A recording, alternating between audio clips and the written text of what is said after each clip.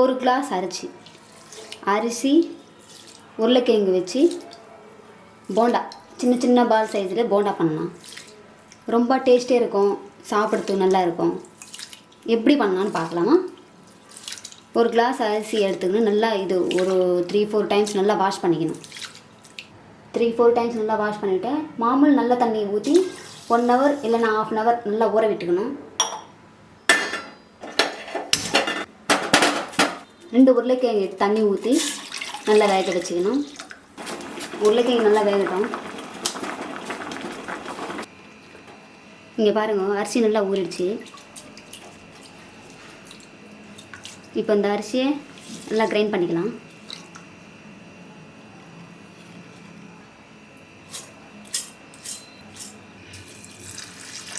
தண்ணி கொஞ்சம் ஊற்றி நல்லா கிரைண்ட் பண்ணி எடுத்துன்னு வந்துக்கலாம்.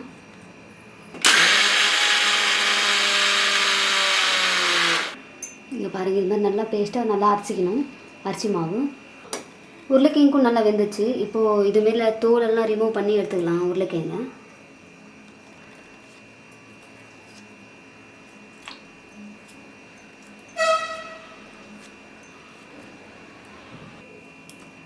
இதிலே நம்ம கிரைண்ட் பண்ண பொட்டேட்டோவும் போட்டு நல்லா கிரைண்ட் பண்ணிக்கலாம்.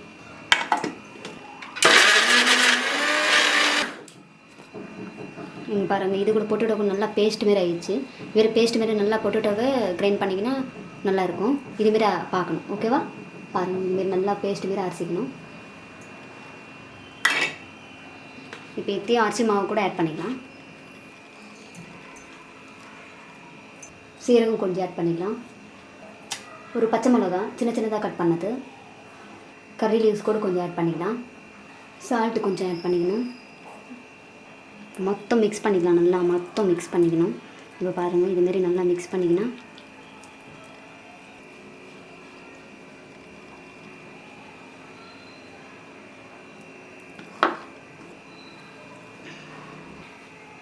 ஆயில் நல்லா சூடேறிச்சு. இப்போ நம்ம மிக்ஸ் பண்ணி வச்சோம் இல்லைங்களே, இப்போ ஆயிலில் சின்ன சின்னதாக விட்டுக்கலாம். பாருங்கள், இதுமாரி சின்ன சின்ன எடுத்துக்கணும். இது விட்டுக்கணும் எண்ணெயில்.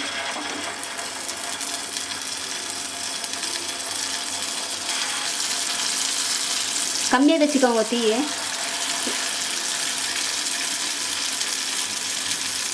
இது மாதிரி எடுத்துக்கணும். சின்ன சின்னதாக இது மாதிரி எடுத்துக்கணும்.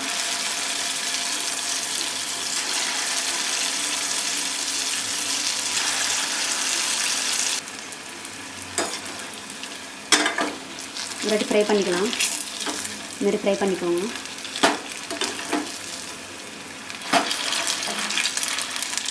மழை பெய்யுது வெளியே. நல்லா சூடாக சட்னி வச்சுக்கணும். இது தொட்டுன்னு சாப்பிட்டா இன்னும் டேஸ்ட்டாக இருக்கும்.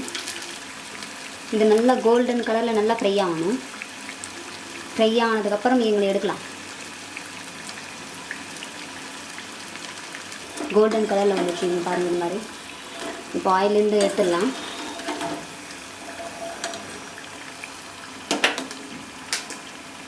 ஓகேவா?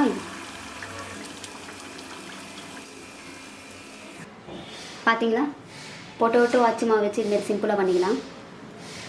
இந்த ஸ்நாக்ஸ் எல்லோரும் பிடிக்கும். கண்டிப்பாக ட்ரை பண்ணி பாருங்கள். ரொம்ப கிறிஸ்பியாகவும் இருக்குது.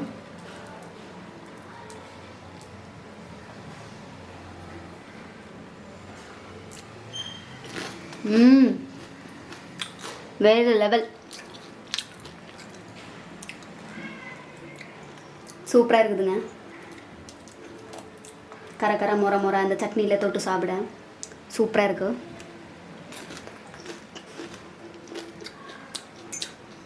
பசங்க எல்லாம் நல்லா சாப்பிட்லாம். பெரியவங்க சின்னவங்க எல்லாருமே நல்லா சாப்பிட்லாம். பாருங்க, ரொம்ப கிறிஸ்பியாக இருக்குது. இந்த ரெசிபி கண்டிப்பாக ட்ரை பண்ணி பாருங்கள். உங்களுக்கு எல்லாருக்கும் ரொம்ப பிடிக்கும். ஓகே, பாய் பாய்.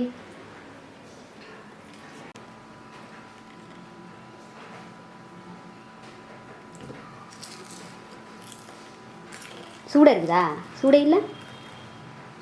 ஓகேவா? ஓகே, சாப்பிடு. எப்படி இருக்குமா? நல்லா சூப்பர் டேஸ்டி யம்மி.